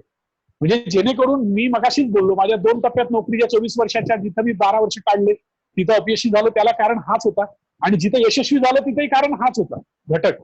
पूर्ण समाज काही तुमच्या पाठीशी येत नाही, पूर्ण गावाला शाळेबद्दल तेवढं सहकार्याची भूमिका राहत नाही, कारण तो जरी करेल तो घरूनच करेल. पण जी समिती असते, जी तुमच्यापर्यंत येते, जी उपक्रमांची रेलचेल किंवा तिला मदत किंवा आर्थिक किंवा मानसिक किंवा शारीरिक त्या सर्व गोष्टी तुम्हाला डायरेक्टली पोहोचते, तो घटक मात्र पॉवरफुल असला पाहिजे. तो पॉवरफुल करण्यासाठी जेव्हा आपण काम करतो ते कामाच्याच रूपातून तो पॉवरफुल होतो.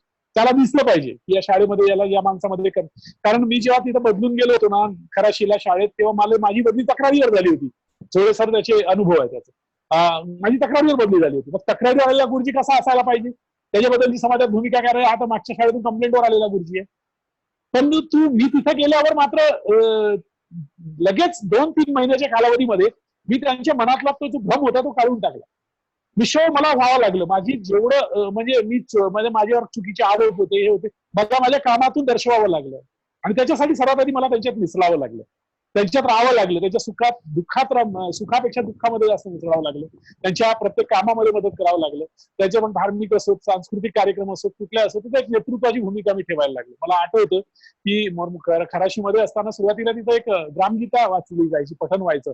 आमचे एक शेडके बाबाजी होते, मरण पावले, ते करायचे. तर तेव्हा फार कमी लोक यायचे, पण मी जाऊन बसायचो. आणि मग मधामध्ये कुठला एखादा विषय आला त्याच्यावर आणि त्याचं हे करायचं असलं थोडंसं स्पष्टीकरण, तर मी थोडंसं मदत करायचो. तर लोकांमध्ये एक भावना, अरे वा गुरुजी मुबारक सय्यद सर ग्रामगीतेचा सार थोडासा सांगून राहिले, एक जसा आकर्षणाची भावना निर्माण झाली. अशा या प्रत्येक गोष्टीमध्ये मी त्याचा फायदा घेतला. आणि मग मी त्यांच्यातलाच माणूस बनल्यानंतर मला ते यश मिळालं.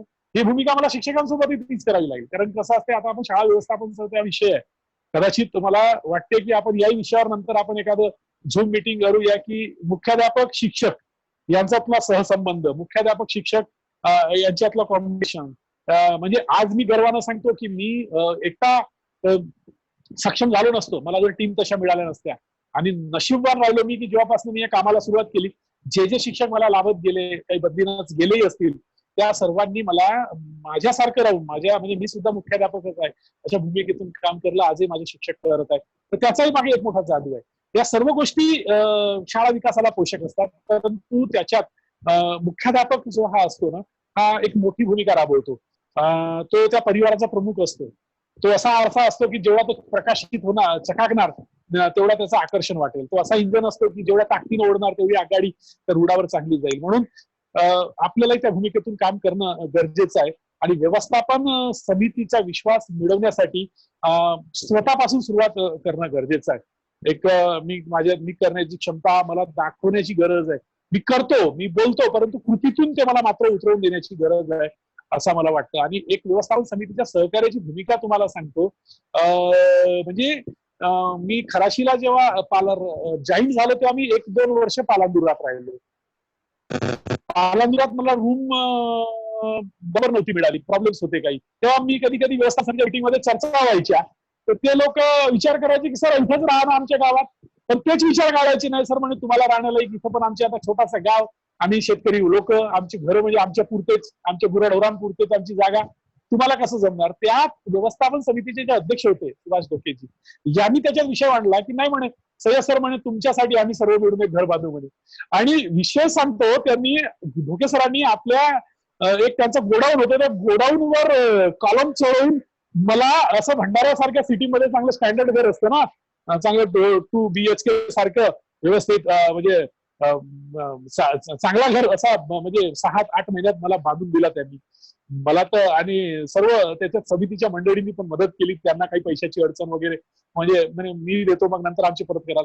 म्हणजे एका शिक्षकासाठी तो आमच्या गावात राहायला पाहिजे म्हणून एक घराचं बांधकाम त्यांनी तिथे करून दिलं आणि मी तिथे मग ते अशा पद्धतीने 7-8 वर्ष तिथे काढले. तर हा जितू साठी हा एक चांगला उदाहरण असेल मला असं मला.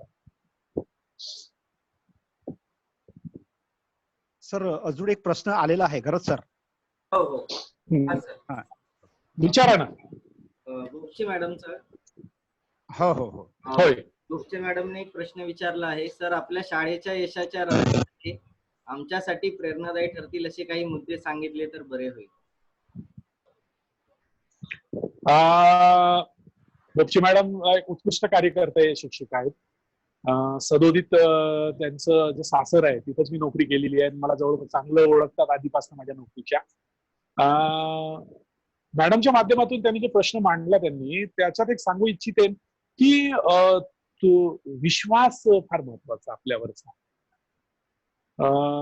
आपल्यावरचा विश्वास जो मी कधी कधी प्रश्न मला पडतो, काही लोक आम्हाला प्रश्न विचारतात की कसं शक्य झालं, तर मला एकच गोष्ट आहे की मी विश्वास कमवला, समाजाचा म्हणा, पालकांचा म्हणा, माझ्या शिक्षकांचा म्हणा. आणि तो कमवण्यासाठी मला थोडंसं झिजावं लागलं, मला थोडंसं त्यागही करावं लागलं, मला थोडंसं म्हणजे आता ते सांगायला गेलो तर खूप मोठ्या गोष्टी आहेत त्या. कधी स्पेशल हे सर्व याच्यावर आपण एखादी मिटिंग लावूया किंवा याच्यावरही आपण आता मी तसंही लेखन सुरू केलेलं आहे. महाराष्ट्र टाइम्स मध्ये दर गुरुवारला माझं एक 4 महिनेपर्यंत एक लेख येणार आहे दर आठवड्याला. आणि त्याच्यातूनच मी माझ्या ह्या संपूर्ण जी माझी कारकीर्द गेली या कामाची त्याचा लेखाजोखा त्या ठिकाणी टाकणार आहे. मागच्या गुरुवारलाच हा जो विषय आपला आजचा लॉकडाऊन मध्ये विद्यार्थ्यांचं शिक्षण याच्यावर माझा एक लेख झाला, त्याच्यात दुसरा भाग या गुरुवारला येणार आहे. मॅडमना मी सांगू इच्छितो की हा विश्वास खूप महत्वाचा आणि तो फक्त पालकांपुरताच नाही तर समाजापुरताच नाही, शिक्षकांपुरताच नाही, तर तो आपल्यावर स्वतःवरही असला पाहिजे. आम्ही कॉन्फिडंट असलो पाहिजे की मी करू शकतो, हे करू शकण्याची भावना असायला पाहिजे. आणि तुम्हाला त्रास वारंवार होईल, हा क्षेत्र असा आहे तिथं त्रासाशिवाय पर्यायच नाहीये, सुखासुखी काही होणार नाही. कारण तुम्ही ज्यांच्यासाठी आहात, ज्यांच्या मध्ये आहात, तो तो तो जो घटक आहे तो घटक काही एवढा ब्रॉड नाहीये. आणि पण तुम्हाला एक सांगतो, ग्रामीण भागामधले लोक जरी असं वाटत असतं काय त्या खेड्यामध्ये कसं समजवायचं त्या लोकांना, कधी कधी बोलताना लोक बोलतात तर शिक्षणाचं काही हे नाही ते नाही. अरे मी नागपूर सारख्या चांगल्या अलिबाग, रायपूर, सोलापूर सारख्या सिटीज मध्ये जाऊन आलो, तिथल्या पालकांचे जो प्रश्न ऐकले तर मला असं वाटलं माझा ग्रामीण भाग चांगला, माझ्या ग्रामीण भागातला तो पालक चांगला की ज्याचे प्रश्न काही मोठे नसतात आणि जो ऐकला जरी नसला पण जेव्हा ऐकायला लागतो तेव्हा त्यांच्यापेक्षा स्पीडमध्ये आपला सपोर्ट करतो. अशा अडचणी मोठ्या मोठ्या शहरांमध्ये पण पालकांच्या किंवा समाजाच्या आहेत. मला वाटते तिथं जर आपण ग्रामीण भागात एक काम जर केलं ना सुरुवातीला तर आपल्याला त्याचं यश मिळतं. त्रास होतो पण त्रासापासून दूर पडू नका. मी माझ्या शाळेतून एवढंच सांगेन, मलाही खूप त्रास झाला, तो विषय तर मांडायचा नाही कारण निगेटिव्हनेस मी कधी पुढे नाही, पॉझिटिव्ह असायला माझी माणसाला. बराचसा त्रास मला खराशी पण झाला, पॉलिटिकली त्रास झाला, काही अनेक गोष्टी घडल्यात, परंतु मी त्याच्यातून एक भूमिका शिकलो की त्याच्यात मी शोधलं स्वतःला की माझंही कुठं दोष असेल, मी कुठंतरी कमी असेल म्हणून हा त्रास वाढला. कदाचित त्यावेळेस माझी भूमिका काय असायला पाहिजे होती हे नंतर माझ्या लक्षात आलं, पण त्याच्यातूनही मी शिकल्यामुळे मला फायदा झाला माझ्या पुढच्या कारकिर्दीमध्ये. एक दुसरं, नेहमी आपल्या दृष्टिकोनात आला विद्यार्थी ठेवा. नेहमी तुम्ही घरी न्यूज चॅनलही पाहत असाल ना तर मला असं वाटेल की त्याच्यातला मी काय माहिती एकटा मी काय घेऊन जाणार, मी काय देणार. आज जसं मी दिनविशेष पाहिलं पेपर वर्तमानपत्रात तेव्हा माझ्या लक्षात आलं की जमशेदजी टाटा यांचा मृत्यू आहे. आज 1904 ला त्यांचा मृत्यू झाला, भारताच्या उद्योगाचा जनक.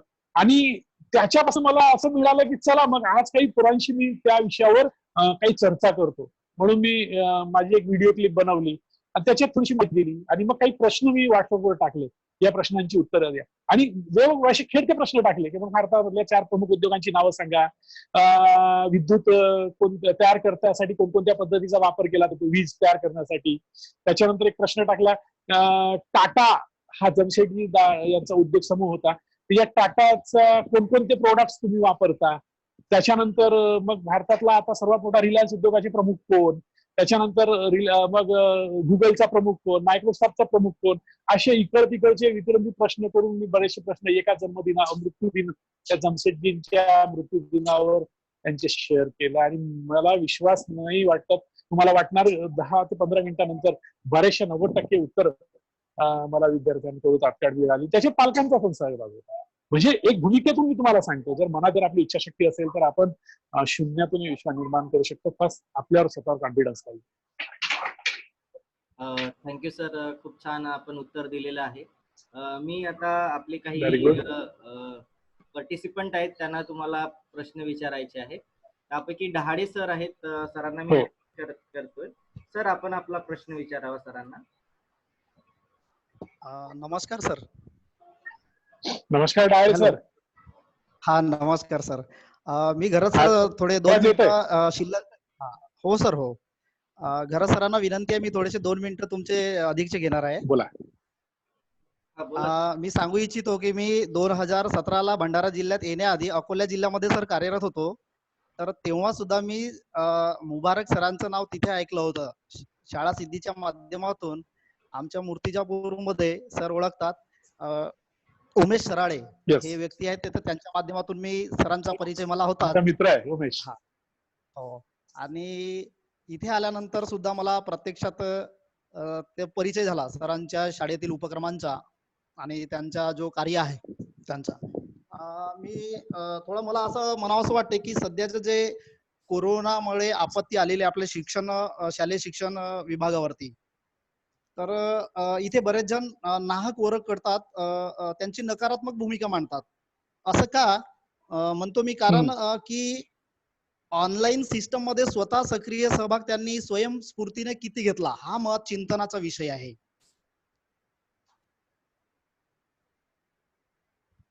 तर कृपया तर त्यामुळे मी घरात सरांशी आमच्या त्या दिवशी चर्चा झाली की काही लोक उगाच काहीतरी पोस्ट करून टाकतात की दीक्षा ॲप असं आहे तसं आहे. आणि तुम्ही सर सुरुवातीलाच एका प्रश्नाचं उत्तर दिलं की मुले अभ्यास करत नसले तरी मोबाईल बघतातच, आणि याचं उत्तर शिक्षकांनी आणि पालकांनी द्यावं की किती विद्यार्थी बघत नाहीत. त्याच्यामुळे तो प्रश्न गौणच आहे. सर, जर आपल्याकडे वेळ असेल तर मला आपली जी थिंक टँक आहे महाराष्ट्राची याच्याबद्दल जाणून घेण्याची उत्सुकता आहे. कारण आमचा अभिमान आहे तुम्ही तिथे प्रतिनिधी म्हणून आहात आमच्या जिल्ह्याचा. त्यानंतर दुसरा आपला आजच्या सभेचा मीटिंगचा जो पहिला मुद्दा आहे, वर्तमान स्थितीत शालेय शिक्षण, तर त्याच्याशी माझा निगडीत मुद्दा असा आहे की सध्या बरेच लोक विरोध करत आहेत ऑनलाईन ऍक्टिव्हिटीजला. तर आपण ऑनलाईनच्या माध्यमातून विद्यार्थ्यांना या सुटीच्या काळात, दरवर्षीप्रमाणे आता सुटी लागलेलीच आहे 17 मे नंतर, तर आपण विद्यार्थ्यांशी सुसंवाद साधावा की नाही साधावा? ठीक आहे, धन्यवाद. तर सरांचा पहिला प्रश्न होता की थिंक टँक. तर थिंक टँक हा एक उत्कृष्ट विचारातून तयार झालेला उपक्रम आहे आणि त्याचे निर्माते म्हणजेच आपल्या राज्याच्या शिक्षण मंत्री वर्षा गायकवाड मॅडम आणि त्यांच्या जोडीलाच असलेल्या वंदना कृष्णा मॅडम, प्रधान सचिव शिक्षण, ह्या दोघांच्या विचारातून तयार झालेला विषय आहे. आणि पहिल्या सभेमध्ये त्यांनी जो विषय मांडला त्याच्यातून आमच्या लक्षात आलं की शिक्षणामध्ये आमूलाग्र बदल करायचे, पारंपरिक पद्धतीचा विरोध नाही, तो न करता आपल्याला प्रत्येक कानकोपऱ्यातल्या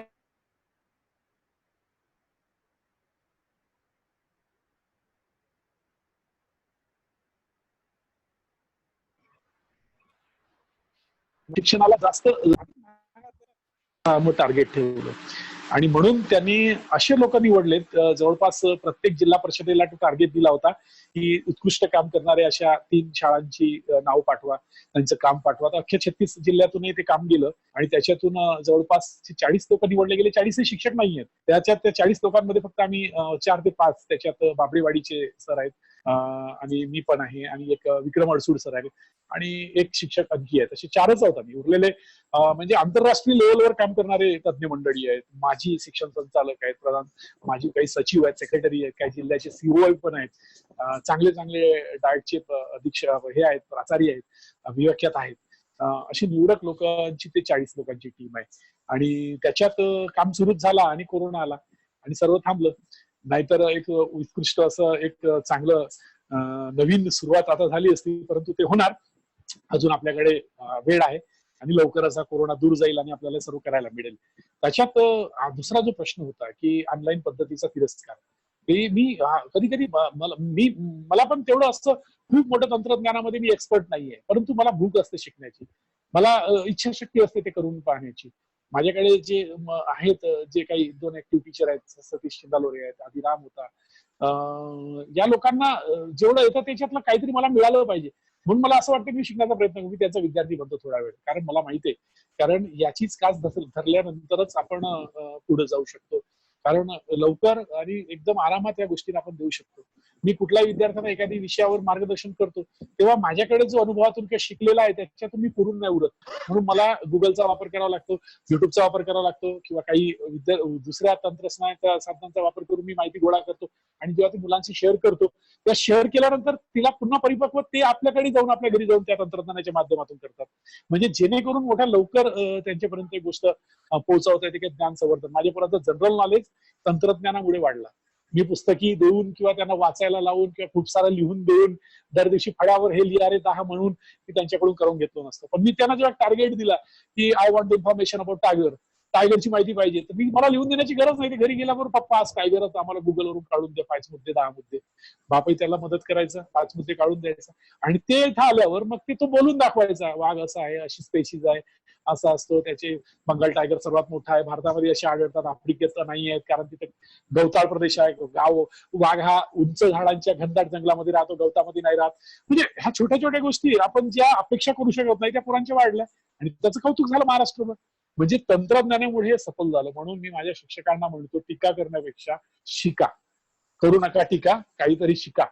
आणि या शिकण्याच्या माध्यमातूनच आपण खऱ्या अर्थानं भविष्यात मुलांना, आणि आपण जर हे नाही केलं तर जशी आज परिस्थिती मधल्या काळात झाली जिल्हा परिषदांची, जी आता काही मंडळी वाचवून राहिली, आणि ज्यांनी वाचवली ते तंत्रज्ञानाचे भक्त आहेत, ज्या ज्या शाळांमध्ये डिजिटायझेशन झालं. आज आम्ही नाव बदलवलं आमच्या शाळेचा, घरत सरांची ती कृपा आहे, एवढं सुंदर नाव शोधून, डिजिटल पब्लिक स्कूल जिल्हा परिषद.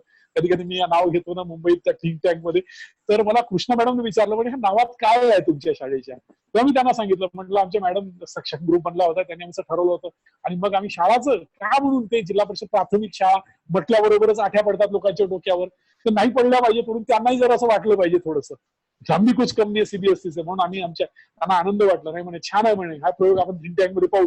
मला असं वाटतं की थिंक टँक जर सुरू राहिला असता तर महाराष्ट्रातल्या संपूर्ण शाळांचे नाव डिजिटल पब्लिक स्कूल लेवल पुढे लागला असता, आणि लागेल मला विश्वास आहे. म्हणजे तंत्रज्ञानाची कास धरल्याशिवाय हम कुछ नहीं कर सकते, ये एक टीचर ने समजणे, टीचर को पढ़ते रहना जरुरी है.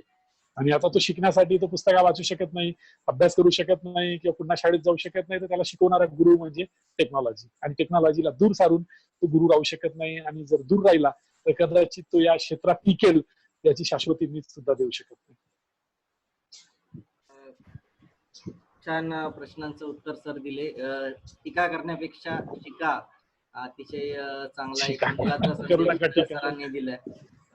मी इथे मनीष भुरे सरांनी पण हँड राईज केलेला आहे. सरांना अशी मी विनंती करतो की आपण आपला प्रश्न विचारावा.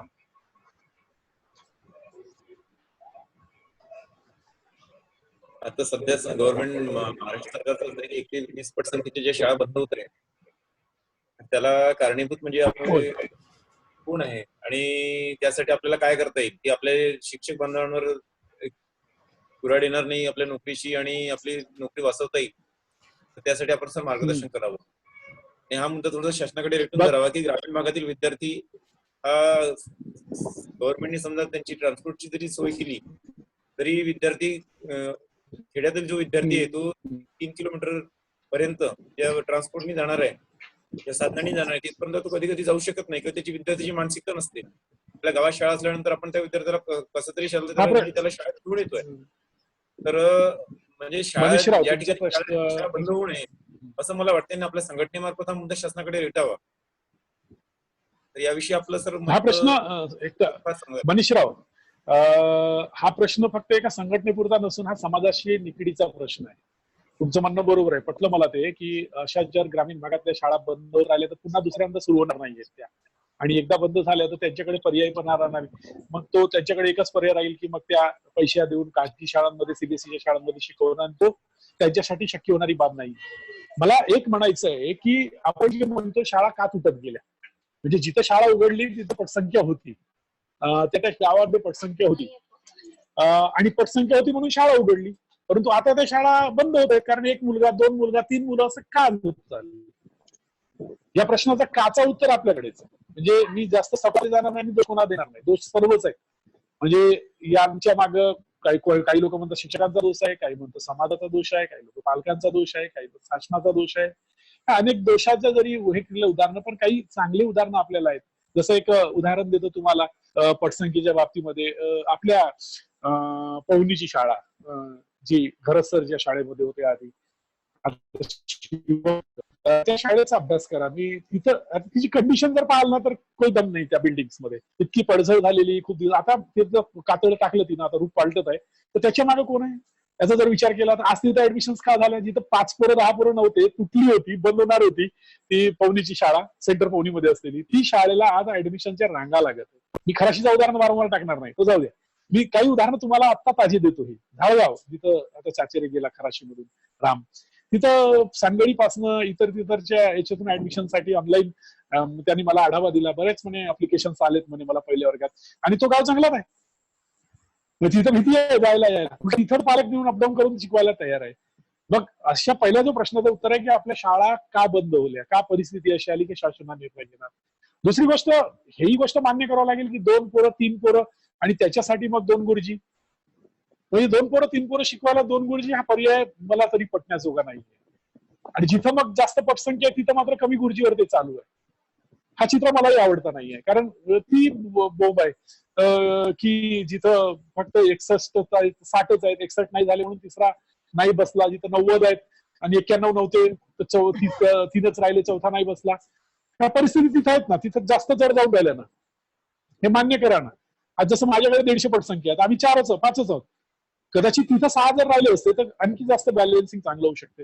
परंतु जिथं एकदमच कमी आहेत तिथं त्या 1-2-3 पटसंख्याच्या शाळा बंद करणं हा पर्याय शासनाने जर घेतला असेल तर खूप विचार करून घेतला असं माझं मत आहे. कारण हा विषय खूप दिवसापासून सुरू आहे, बंद करायच्या, पण नाही करता करता आज ते दिवस उजाडला आणि कदाचित शासनानं 20चा नारा सोडला. तो याच्यामध्ये आरटी मध्ये तर 20 शाळांचा नियम होता आणि तो थोडासा जरा जाचक होता, परंतु तो कमी करून 10 वर आणला. परंतु मला असा विचार वाटते की मग मी 10 वर माझी पटसंख्या आहे आणि जिथं 10ची 11-12 होऊ शकते ना, उरलेले काहीच आसपास पोरं बाहेर गावी जातात, त्यांना परत आणण्याचं काम जर मी केलं असतं समाजाच्या मदतीनं, त्यांना हे सांगून गावात की, आणि बऱ्याचशा गावांनी केलंय. कारण 2017ची यादी पडली आता व्हॉट्सअपवर, तर मला अनेक फोन आले, सर 2017च्या यादीमध्ये मी ठीक आहे 10 होती पण आज माझी 15 आहे ना, माझं नाव कसं आहे, असे बरेच फोन आले. तेव्हा मला आनंद वाटला की काही लोकांनी 10ची त्याची शाळा बंद होईल, बंद होऊ नये, मला कुठेतरी दूर जावं लागू नये म्हणून या तरी भीतीला त्यांनी त्या पटाला वाढवण्याचा प्रयत्न केला आणि 15 आणून ठेवलं. म्हणजे घाबरू नका, ते 17ची यादी टाकली सरकारने, त्याच्यावर वर्तमानपत्रानं त्या गावाची नावं भंडारा जिल्ह्याचे प्रदर्शित करून टाकले.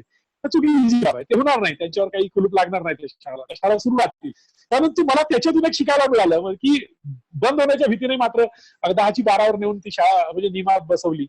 असाही एक प्रकार होऊ शकत होता, त्याच्यासाठी आपण मेहनत करायला पाहिजे होती आणि तोच भाग आहे. शाळा आज बघा, माझ्या गावची पटसंख्या, माझ्या गावचे आता भरती पात्र फक्त 5च आहे, 6 वर्ष पूर्ण झालेले 30 सप्टेंबरच्या नियमाप्रमाणे. परंतु मला 2 तुकड्या खोलायची परिस्थिती त्या शाळेत निर्माण झालेली आहे. का? याच्यामध्ये उत्तर आहे म्हणजे जेव्हा आम्ही त्या गोष्टीसाठी मग काय गरज आहे शासनाला हे निर्णय घेण्याची, का 10ची बंद करा आणि अमुक बंद करा तमुक बंद करा. उलट आपल्याला सर्व द्यायला सुरुवात केली पाहिजे. आणि माझ्या शाळेला आंतरराष्ट्रीय शाळेचा दर्जा का म्हणून देण्याची तयारी करून राहिली शासन.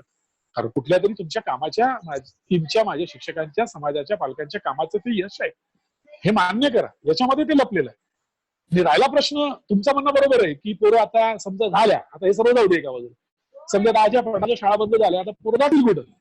3 किलोमीटर तर पालक पाठवणार नाही का, तर त्यांच्या शिक्षणाचा प्रॉब्लेम आणि एवढी काही कॅपॅसिटी नाही सरकारने लॉकडाऊनची त्या पोरांची, तर त्याच्यामध्ये राहणार आहे, रिस्क पण राहणार आहे. ते पोरं येण्यापर्यंत आणि घरी जाण्यापर्यंत ह्या अडचणी पण येणार आहेत.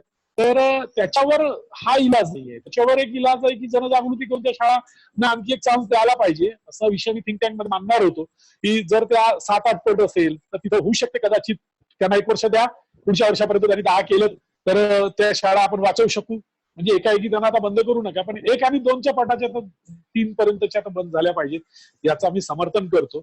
आणि राहिला प्रश्न, अजून तो बंदचा निर्णय आलेला नाही, शासन त्याच्या विचारात आहे. कदाचित त्या लॉकडाऊनच्या काळामध्ये कोरोनाच्या याच्यामध्ये ते होणार पण नाही, कारण आता शाळा सुरू होणार नाहीये.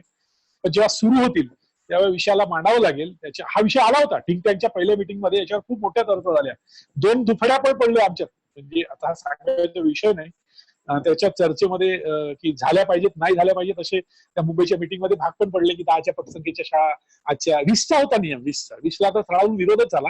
10वर मात्र थोड्याशा चर्चा वाढल्यात, परंतु त्याचा निर्णय काही झाला नव्हता अजूनही सरकारचा. आणि मला वाटतं शिक्षण मंत्र्यांच्याही भूमिकेतून नाही आहे ते. त्यांना असं वाटते की अशा शाळा बंद करून, कारण काही ठिकाणी खरंच गरज आहे आणि काही ठिकाणी गरज नाहीये, त्याचाही आढावा घेतला पाहिजे. पटसंख्या तिथं कमी काय याची कारण पण शोधले पाहिजे. आता जसं एखाद्या गावामध्ये कुटुंबच नसतील आणि त्यांच्याकडे मुलंच नसतील छोटी लहान मोठी, तर मग अशा ठिकाणी कुठली तुम्ही मुलं आणणार आणि मग ती शाळा वाचवणार? मग आहे त्या परिस्थितीमध्ये त्या पोरांना मग 5-7 राहत ना, 7-8 राहत ना, त्यांना एक गुरुजी शिकवू शकतो ना, त्यांना ती शाळा तिथं असली पाहिजे असं मला वाटतं. ठीक आहे, धन्यवाद सर. सर आपण पॉलिटिकल आणि तो आपल्या खरं तर व्यावसायिक विकास मंचाचा काही प्लॅटफॉर्म पण नाही आहे आपण अच्छा, ह्या विषयावर बोलण्यासाठी, तरी तुम्ही उत्तर खूप छान पद्धतीने दिलेलं आहात. इथे अजून 2 रेज हँड आहेत, ते घेऊया आणि नंतर मग मला वाटतं आपण आपल्या आजच्या सत्राच्या शेवटाकडे जाता येईल आहे. मी अच्छा. उपस्थित सर्वांना विनंती करतो की तुम्ही पॉलिटिकल प्रश्न कोणीही विचारू नये. इथे रवी सरादे सर आणि दमाये सर पण त्यांनी रेज हँड केलेला आहे. तर आजचा जो आपला विषय आहे त्याविषयी आपण प्रश्न विचारावे सरांना. दमाये सर, मी तुम्हाला अनम्यूट केलेलं आहे. माझा प्रश्न म्हणण्यापेक्षा माझं असं मला वाटते मुबारक सर की जर हा जो आता कालावधी आहे, पालक जे शहरामधून आपल्या गावखेड्यामध्ये रिटर्न होत आहेत, म्हणजे येत आहेत पूर्ण आता, कारण त्यांना माहित आहे की शहरामध्ये राहून काय अर्थ नाही, तर ही एक आपल्यासाठी अपॉर्च्युनिटी होऊ शकते काय? या बहुत चांगला प्रश्न. दमायस सोबत आम्ही डीएड केलेला आहे आणि दमायस सर माझे चांगले मित्र आणि उत्कृष्ट कार्य करणारे कार्यकर्ता शिक्षक. बरोबर आहे, तुम्ही प्रश्न फार चांगला टाकला की रिटर्न आलेल्या पोरांना आता ऍडमिशनचा प्रश्न.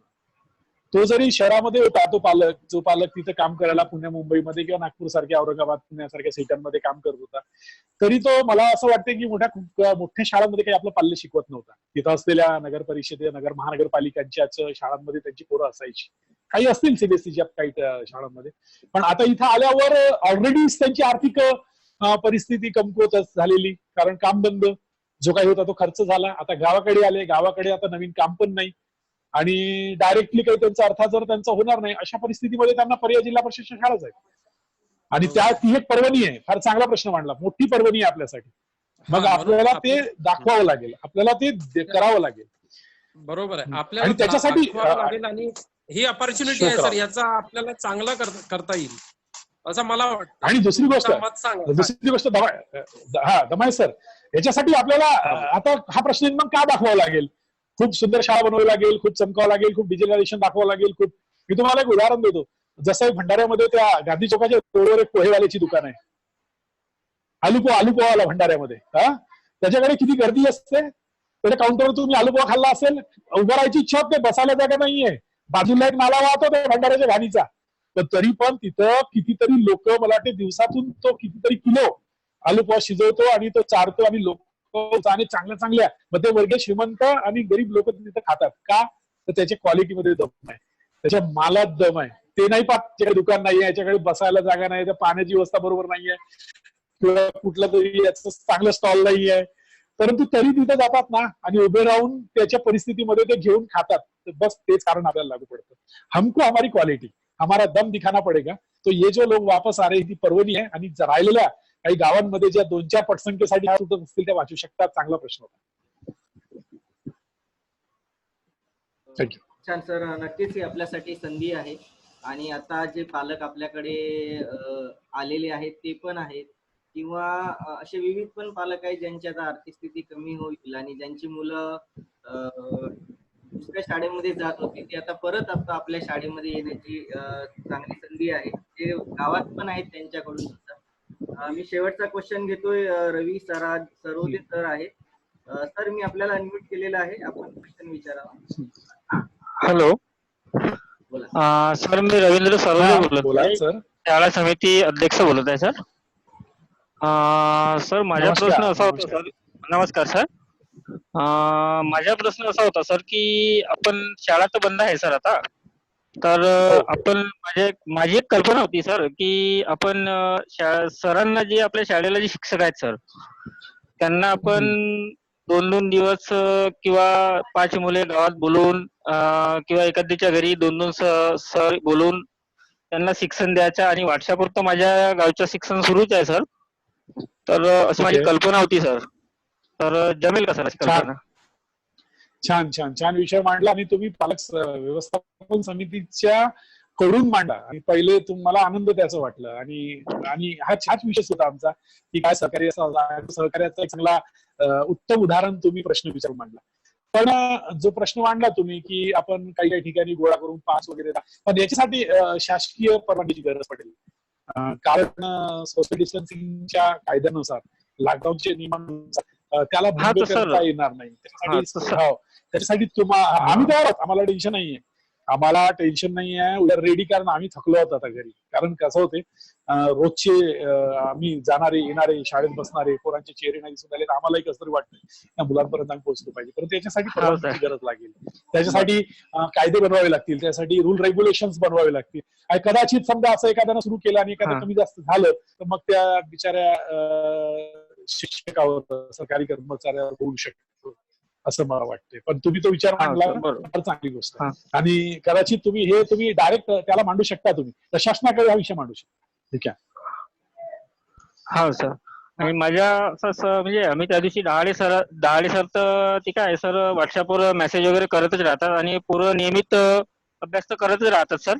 त्यासाठी काही प्रश्नच नाही आहे सर. पण माझ्या असा कल्पना होता का ज्यांच्याकडे व्हॉट्सअपवाला मोबाईल नाही आहे तर अशा व्यक्तींना जरी आपण या पद्धतीनं सोशल डिस्टन्सिंगचा वापर जरी करून केलं तर चांगलं होईल का असा माझा प्रश्न होता सर.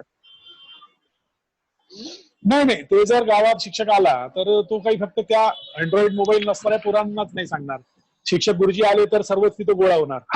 हा सर्वच पोरांना वाटणार. ते सर्वच येणार. सर्वच गोळा होणार सर. जेवढे पटावर आहेत तेवढे सर्वच हा. गुण होणार. म्हणजे तो थोडं प्रॉब्लेम निर्माण होणार त्याचे. पण तुम्ही मगाशी मी मीटिंग मध्ये तुम्ही ऐकलं असेल मी हा विषय मांडला होता की जसं तुमच्याकडे आहे तुमच्या शेजारची 5 पोरं जी असतील ज्यांच्याकडे नाहीये त्यांना तुम्ही मदत करू शकता. आणि this is good work. This is म्हणजे एक सोशल वर्कर आहे चांगला. तुम्ही करू शकता. Thank you sir. खूप सुंदर. आपल्याकडे आजच्या आपल्या ओके. शाळेला एक शाळा व्यवस्थापन समिती अध्यक्ष सुद्धा जुळले आणि त्यांच्या प्रश्नाचे सुद्धा आपण उत्तर दिलं. वा फार चांगलं केलं. आता आपण मला वाटतं शेवटाकडे जाणार आहोत. सन्माननीय झोडे सर मी आपल्याकडे सोपवतो. धन्यवाद गरज सर. माननीय मुबारक सरांचे मी प्रथमतः आभार मानतो. माननीय मुबारक सर आजचं मार्गदर्शन आपण वेगवेगळ्या भूमिकेतून केलात. एक शिक्षक म्हणूनही आपण मार्गदर्शन केलात. मुख्याध्यापक म्हणून पण आपण मार्गदर्शन केलात. शिक्षक नेते म्हणून सुद्धा मार्गदर्शन केलात. आणि एक तर असं वाटलं की बा शासनाचे प्रतिनिधी म्हणून की काय असंही आपण मार्गदर्शन केलात. म्हणजे बहुआयामी व्यक्तिमत्वाची झलक आपली आहेच पण अजूनही आम्हाला यावेळी दिसली. धन्यवाद. आमचे जे सर्व सहभागी झाले हा पहिला वेळ आहे की 100 पेक्षा जास्त जण यावेळी इथे जॉईन झाले. अनेकांचे टेलिग्रामला सुद्धा मेसेज या ठिकाणी दिसू लागलेत की 100 पेक्षा जास्त झाल्यामुळे आम्हाला या ठिकाणी जॉईन होता आलं नाही त्याची खंत त्यांनी व्यक्त केलेली आहे. तर धन्यवाद. आपण या ठिकाणी आलात आणि आमच्या शिक्षकांच्या सर्व प्रश्नांची उत्तरे दिलात. माननीय घरत सरांना अशी एक विनंती करू इच्छितोय मी यावेळी की सर आपले जे आपण होस्ट म्हणून जे इतरही उपक्रमशील शिक्षक आपल्या जिल्ह्यामध्ये आहेत की त्यांनी आपापल्या शाळा बऱ्याच पुढे नेलेल्या आहेत. जसं जितूचं त्या दिवशी मार्गदर्शन झालं त्याचप्रमाणे कैलास सरांचं पण मार्गदर्शन झालं. अशा प्रकारे अजून अनेक शिक्षक मंडळी आहे की त्यांनी आपापल्या शाळेमध्ये फार छान छान उपक्रम राबवलेले आहेत आणि विद्यार्थ्यांना फार चांगलं मार्गदर्शन केलेलं आहे. तर तशाही त्या शिक्षकांच्या मार्गदर्शनाचा लाभ आम्हा इतर शिक्षकांना करून द्यावं आणि त्यांना आपण या ठिकाणी पाचारण करावं आणि होणाऱ्या पुढच्या ज्या अशा मुलाखतीतूनच करावं असं मला वाटते. म्हणजे एक वन वे जे ट्रॉफिकनं मार्गदर्शन होत असेल तर थोडस इतरांना ते ऐकण्याची थोडस एक त्रास येतो म्हणा की काय असंही वाटून जातं. आणि म्हणून आजचं जो आपण घेतली मुलाखत रूपातून मार्गदर्शन, तर पुढेही याच्या स्वरूपात घ्यावं असं मला वाटते. धन्यवाद सर. खरंच सर आपलं सुद्धा माननीय मोवार सरांचं सुद्धा आणि ज्या शिक्षकांनी प्रश्न विचारला त्यांनी सुद्धा, जे जॉईन झाले त्यांनी सुद्धा, जे जॉईन या ठिकाणी होऊ शकले नाही त्यांनी टेलिग्रामला याचा लाभ घ्यावा. मागचे जे 7 सत्र झाले ते सुद्धा टेलिग्रामला आलेले आहेत, त्यांच्या सर्वांनी लाभ घ्यावा. आणि पुन्हा एकदा सर्वांचं या ठिकाणी मी आभार म्हणून ही आजची आपण ज्याला काय म्हणू मार्गदर्शन सभा या ठिकाणी थांबवूया. धन्यवाद. मार्गदर्शन थांबवण्यापूर्वी एक धन्यवाद. आपण जे प्रश्न विचारला, हा जो मंच आहे हा आपल्या जिल्ह्यातील शिक्षकांसाठी एक प्लॅटफॉर्म उपलब्ध करून द्यावा त्यासाठी आहेत आणि आपण सगळ्यांना तो प्लॅटफॉर्म उपलब्ध करून देणार आहोत. एक सदर आपण यामध्ये ठेवला आहे, माझी शाळा माझा उपक्रम. या सदराखाली आपल्या जिल्ह्यातील जे शिक्षक आहेत किंवा इतर जिल्ह्यातील शिक्षक आहेत त्यांच्यासाठी पण उपक्रम असणार आहे. दर शनिवारी चला शिकूया तंत्रज्ञान या अंतर्गत तंत्रज्ञानावर आधारित पण वेगवेगळं मार्गदर्शन आपल्याला खूप डिटेलमध्ये दिलं जाणार आहे. आणि आता परत इथे उपस्थित जे सगळे झालात तर सगळ्यांना मी सगळ्यांचे आभार मानतो. त्यानंतर आता 21 तारीख आपल्याला येत आहे, जी आंतरराष्ट्रीय स्तरावरून काही तज्ञ आपल्याशी जुळणार आहेत आणि आपण सगळेजण त्या 21 तारखेला 4 वाजता याच वेळेला उपस्थित व्हावं. आणि 2020-21 मधलं एज्युकेशन कसं असेल आणि ते फिनलँड वरून जॉईन होत आहेत, तर फिनलँडचं एज्युकेशन आपल्या देशाचं एज्युकेशन याच्या संदर्भामध्ये सुद्धा आपण त्यांच्याकडून माहिती घेणार आहोत आणि आपण सगळेजण उपस्थित राहाल अशी अपेक्षा करतो. आणि आजच्या कार्यक्रमाचे मार्गदर्शक सन्माननीय मुबारक सर यांनी अतिशय वेळात वेळ काढून आपल्या व्यावसायिक मंचाच्या अंतर्गत जो काही कार्यक्रम सुरू आहे त्याला उपस्थित राहिले आणि अतिशय छान मार्गदर्शन केलं आणि द्विमार्गी मार्गदर्शन झालं. झोळे सरांच्या म्हणण्यानुसार नक्कीच खूप चांगलं मार्गदर्शन झालेलं आहे. त्याचप्रमाणे आजचे संचालक सन्माननीय सूत्रसंचालक सन्माननीय झोळे सर यांनी सुद्धा अतिशय चांगली जबाबदारी पार पाडली. त्यानंतर विविध आपले सन्माननीय मान्यवर आहेत, शिक्षक, मुख्याध्यापक, शाळा व्यवस्थापन समिती अध्यक्ष यांनी सुद्धा सहभागी होऊन त्याच्या कार्यशाळेचा लाभ घेतला. तर सगळ्यांचे मी पुन्हा एकदा व्यावसायिक विकास मंच भंडारा अंतर्गत खूप खूप आभार मानतो आणि ही कार्यशाळा इथेच संपली असं जाहीर करतो. धन्यवाद. धन्यवाद सर.